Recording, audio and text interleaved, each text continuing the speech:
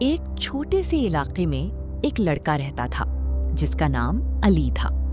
علی ایک محنتی اور شریف لڑکا تھا۔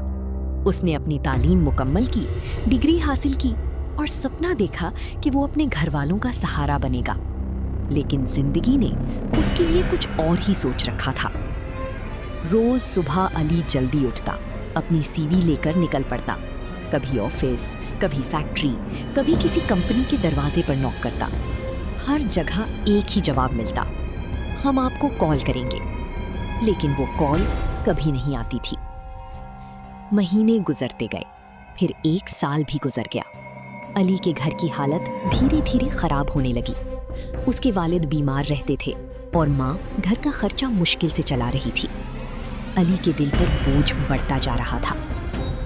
ایک رات وہ چھت پر اکیلا بیٹھا آسمان کی طرف دیکھ رہا تھا۔ اس کی آنکھوں میں آنسو تھے۔ اس نے دھیرے سے کہا: یا اللہ، میں تھک گیا ہوں۔ میں کوشش کرتا ہوں لیکن کچھ ہو نہیں رہا۔ کیا میری محنت بیکار ہے؟ اس رات اس کی ماں اس کے پاس آئی۔ اس نے پیار سے علی کے سر پر ہاتھ رکھا اور بولی: بیٹا، اللہ کبھی کسی کی محنت ضائع نہیں کرتا۔ شاید اللہ تمہیں کچھ اور سکھا رہا ہے، صبر، یقین اور توکل۔ اگلی صبح علی نے فیصلہ کیا کہ وہ صرف جاب کے پیچھے نہیں بھاگے گا بلکہ اپنے رب سے اپنا رشتہ بھی مضبوط کرے گا۔ وہ فجر کی نماز پابندی سے پڑھنے لگا۔ ہر نماز کے بعد دعا کرتا: یا اللہ، مجھے حلال رزق عطا فرما اور میری رہنمائی کر۔ اس نے قرآن پڑھنا شروع کیا اور ایک آیت اس کے دل میں اتر گئی: اور جو اللہ پر بھروسہ کرتا ہے، اللہ اس کے لیے کافی ہے۔ علی نے اپنی سوچ بدل دی۔ اب وہ نا امید ہونے کے بجائے ہر دن امید کے ساتھ اٹھتا۔ اس نے چھوٹے چھوٹے کام بھی شروع کر دیے، کبھی کسی کی مدد، کبھی آن لائن چھوٹی سروسز، کبھی بچوں کو ٹیوشن دینا۔ لوگ کہتے یہ تو چھوٹا کام ہے، اس سے کیا ہوگا؟ لیکن علی مسکرا کر کے کہتا: رزق چھوٹا یا بڑا نہیں ہوتا، حلال ہونا ضروری ہوتا ہے۔ ایک دن جب وہ مسجد سے واپس آ رہا تھا، اس کی ملاقات ایک بزرگ سے ہوئی۔ بزرگ نے اس سے پوچھا: بیٹا، تم اداس لگتے ہو، کیا بات ہے؟ علی نے اپنی ساری کہانی سنا دی۔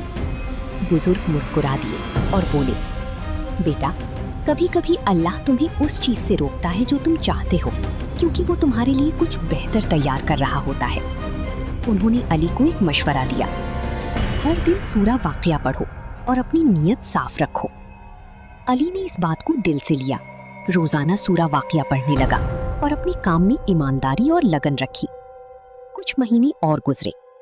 ایک دن علی کو ایک ان نون نمبر سے کال آئی۔ اس نے فون اٹھایا۔ دوسری طرف سے آواز آئی: ہیلو علی، ہم نے آپ کی پروفائل دیکھی ہے، ہمیں ایک آنیسٹ اور ہارڈ ورکنگ انسان چاہیے، کیا آپ انٹرویو کے لیے آ سکتے ہیں؟ علی کا دل زور زور سے دھڑکنے لگا۔ اس نے ترنت کہا: جی بالکل۔ انٹرویو کے دن علی نے وضو کیا، 2 رکعت نفل پڑھے اور اللہ سے دعا کی: یا اللہ، اگر یہ میرے لیے بہتر ہے تو اسے میرے لیے آسان فرما۔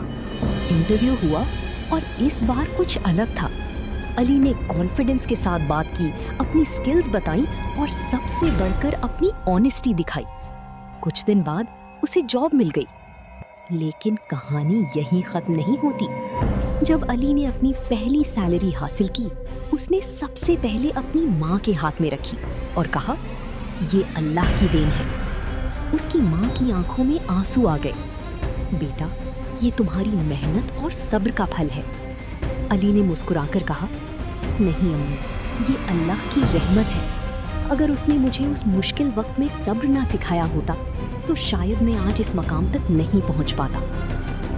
اس دن علی نے سمجھ لیا کہ جاب نہ ملنا اس کی ناکامی نہیں تھی بلکہ ایک امتحان تھا، ایک ایسا امتحان جس نے اسے اللہ کے قریب کر دیا۔